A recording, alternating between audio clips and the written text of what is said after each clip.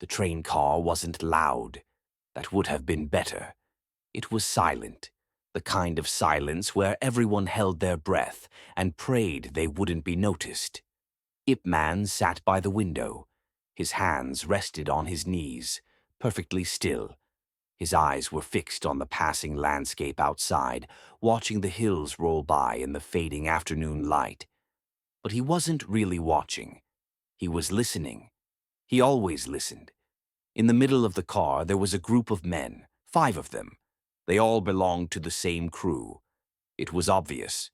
From the way they walked, the way they stood, the way they looked at each other with that silent understanding that comes from shared violence. And the man in the center, their leader, was speaking. Not loudly. That would have been crude. His voice was calm, measured, almost polite. Empty your pockets, watches, wallets, jewelry, put them in the bag. One of his men held a canvas sack moving down the aisle. The passengers complied, one by one. An elderly woman with trembling hands dropped in her jade bracelet. A businessman in a gray suit surrendered his leather wallet without looking up. A young couple clutched each other as the man placed his watch into the bag, his girlfriend's necklace following. No one resisted. No one spoke. This was how it worked. You gave them what they wanted. They left. The train kept moving. Life continued. That was the unspoken agreement. The gang leader walked slowly behind his collector, surveying his harvest with the satisfied air of a landlord collecting rent. He wasn't robbing these people. In his mind, he was simply taking what the world owed him, what it had always owed him. He stopped beside a middle-aged merchant who was trying to hide a gold ring by sliding it off his finger under his coat. The leader saw it. He always saw it. "Sir," he said quietly, "don't insult me." The merchant's face went white. He produced the ring with shaking hands. "That's better." The leader pocketed it himself, not because it was valuable, because it was a lesson. Everyone needed to understand. There was no hiding. There was no escape. There was only compliance. Then his eyes fell on IpMan. Something about the way the older man sat caught his attention. Too still, too calm. In a car full of fear, this one man seemed entirely absent from it. He sat with his back straight, his breathing even, his expression blank. Not defiant, not afraid, simply elsewhere. The leader didn't like it. "You, old man." IpMan didn't move. "I'm speaking to you."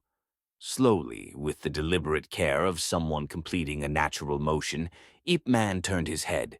His eyes met the gang leader's. They were dark, deep, and utterly unreadable. "I heard you," IpMan said quietly. The leader's jaw tightened. He wasn't used to this. People either cowered or pretended to be brave. This man was doing neither. He was simply present, observing, waiting. "Then you know what to do." IpMan looked at him for a long moment. When he spoke, his voice was soft, but somehow it filled the entire car. "I know what you're doing." The leader's eyes narrowed. "Good. And I know why you're doing it." One of the gang members shifted his weight. The energy in the car changed.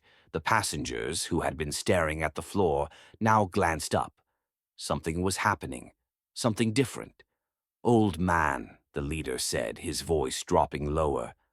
"I don't think you understand your situation. You believe," IpMan continued, his tone unchanged, "that because no one has stopped you before, no one will stop you now. You believe that fear is the same as respect. And you believe that taking from people makes you powerful." The leader's face flushed. He stepped closer. His shadow fell over IpMan's seat. "You think you're wise," he hissed. "You think words will save you?" "No," IpMan said softly, "but I think you are about to learn something." One of the men behind the leader laughed, a short, nervous bark. The leader didn't laugh. He reached down and grabbed IpMan's collar with both hands, yanking him to his feet. "Get up." Ip Man rose, slowly, with no resistance. His movements were fluid, effortless, as if he were simply standing to stretch his legs. He came to his full height, which wasn't much. The gang leader towered over him by half a head. For a moment they stood face to face. The entire car held its breath. Then the leader shoved him, hard, with both hands. Ip Man didn't fall. His body shifted backward, absorbing the force, his feet sliding only inches. When the momentum stopped, he was still standing. His hands remained at his sides. His expression hadn't changed. The leader's eyes widened, just slightly. He shoved again, harder this time, using his full weight. Again, Ip Man moved with it, like water flowing around a stone. No resistance, no retaliation, just adaptation. "Fight back," the leader growled. "Fight back, old man." "Why?" Ip Man asked. The question hung in the air like smoke. The leader blinked. His men exchanged confused glances. "What? Why should I fight you?" Ip Man's voice was still calm, still soft. "You want my watch, my money. You can have them. But that's not what you really want, is it? Shut your mouth. You want to feel powerful. You want everyone here to remember that you are dangerous. You want them to fear you so much that they forget you are just a man." The leader's face went red, his fists clenched, and then he swung. A wide, heavy right hook aimed directly at Ip Man's jaw. The kind of punch that had ended fights in back alleys and barrooms, the kind that left men unconscious on the ground. It never landed. Ip Man moved. Not quickly, not violently. He simply wasn't there anymore. His head tilted 3 inches to the left, his body turning slightly at the waist, and the fist sailed past his ear, disturbing nothing but air. The leader stumbled forward from his own momentum, his balance broken. Before he could recover, before he even understood what had happened, Ip Man's hand rose. Not into a fist, not into a strike, just a touch. A gentle, almost polite touch. His palm against the leader's shoulder. And the leader collapsed, not from pain. There was no pain. He collapsed because every ounce of force he had thrown into that punch, every bit of momentum and aggression had been redirected, turned back into himself. His own strength had become his weakness. He hit the floor of the train car with a heavy, graceless thud. Silence. Complete. Absolute. Silence. No one moved. Not the passengers. Not the gang members. Not even the leader himself, who lay there on his back, staring up at the ceiling of the train car, trying to understand what had just happened. His chest rose and fell rapidly. His eyes were wide, confused, almost childlike. Ip Man stepped over him, carefully, respectfully, as if stepping over a sleeping dog. He walked to the center of the aisle and turned to face the remaining 4 men. "Your friend is not hurt," he said quietly. "He can stand, he can walk, he can leave, and so can all of you." The men stared at him. One of them, the one holding the canvas bag, let it slip from his fingers. It hit the floor with a muted thump, coins and jewelry spilling out. "Or," Ip Man continued, his voice still soft, still calm, "you can stay, and you can learn the same lesson he just learned." One of the men, younger than the others, maybe 25, took a step forward. His hand moved toward his belt, where the handle of something metal glinted in the dim light. Ip Man's eyes flicked to it, then back to the young man's face. "Don't." It wasn't a threat. It wasn't even a warning. It was advice. Sincere, almost fatherly. The young man's hand froze. His fingers hovered over the weapon. His eyes locked with Ip Man's. And in that moment, he understood. Not through words, not through threats, through recognition. He saw in Ip Man's eyes something he had never seen before. Certainty. Not arrogance, not bravado.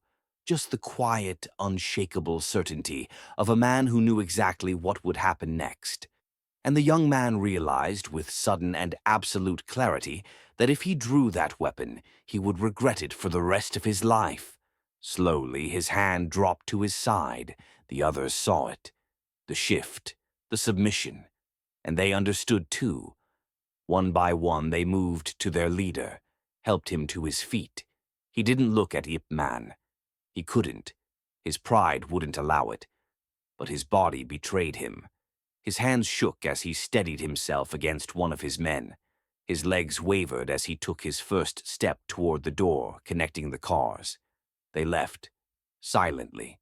The door slid shut behind them with a soft hiss. For 3 full seconds, no one in the car moved. No one breathed. Then the elderly woman exhaled, a long, shuddering breath. The businessman adjusted his glasses with trembling fingers. The young couple unclenched their hands from each other. Someone started clapping. A single pair of hands, then another, then another. Within moments, the entire car erupted in applause. IpMan raised his hand, gently, palm out, asking them to stop. They did. He walked back to his seat by the window, sat down, placed his hands back on his knees, exactly as they had been before, and turned his gaze back to the passing landscape, as if nothing had happened. But something had happened. Everyone in that car knew it. A young man, maybe 19 or 20, had been sitting 3 rows behind IpMan the entire time. He had watched everything, every movement, every word. And now, with his heart still pounding in his chest, he stood up. He walked over, stopped beside IpMan's seat. His voice came out hoarse. "Sir, what you did, I've never—" IpMan glanced up at him. His expression was kind, patient. "I didn't do anything. But you, I moved. He fell. That's all." The young man shook his head slowly. "No, you controlled him, without hurting him, without anger." "How?" IpMan was quiet for a moment. Then he spoke, his voice barely above a whisper. "Anger is easy. Control is not.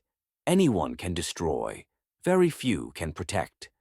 The young man's eyes widened. He nodded slowly, trying to absorb the words, to hold on to them. Could you teach me?"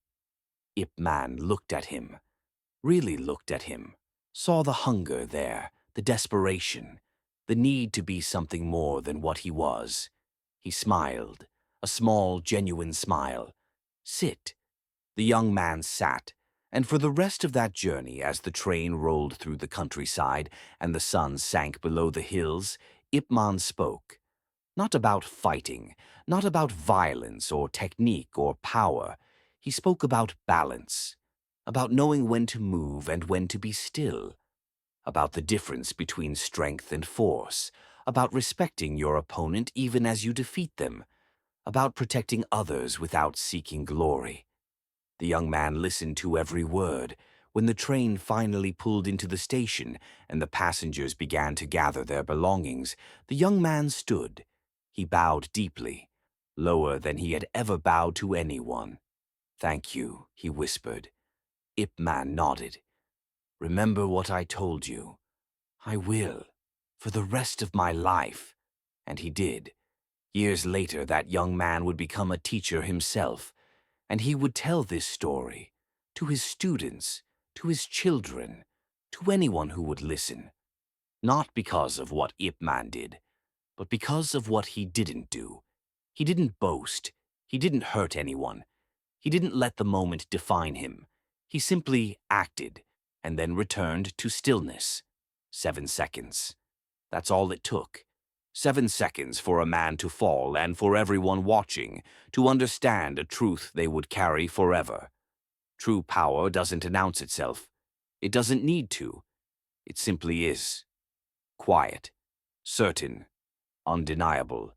And in that silence that followed, as the train pulled away from the station and the passengers returned to their lives, they all carried that truth with them. Some people take, some people protect, and the difference between them is everything.